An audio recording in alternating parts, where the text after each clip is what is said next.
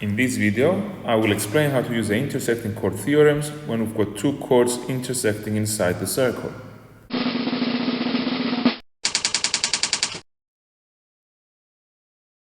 So let's start by reminding ourselves that a chord is a straight line that connects 2 points on a circle.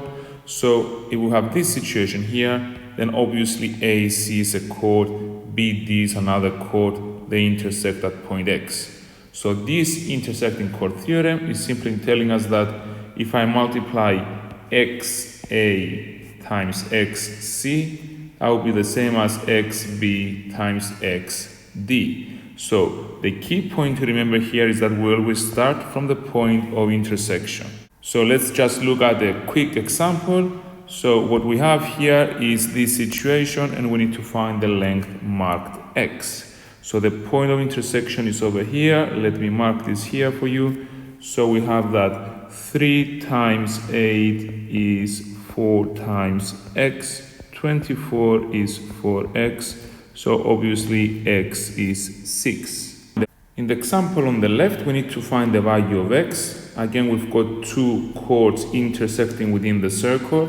So we can say that 8 times X is equal to 4 times 9 minus X.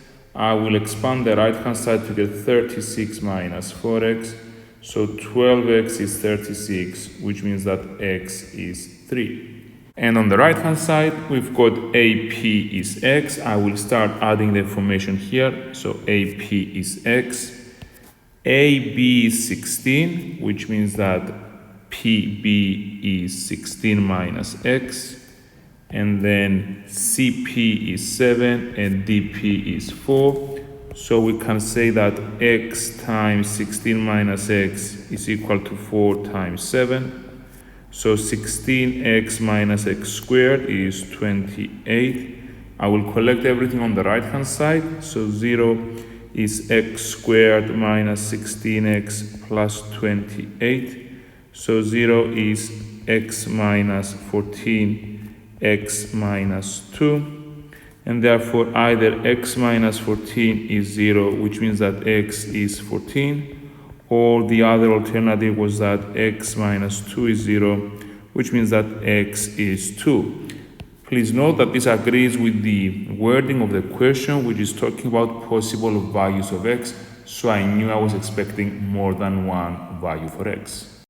Thanks for watching. If you found this video useful, please like it and subscribe to our channel.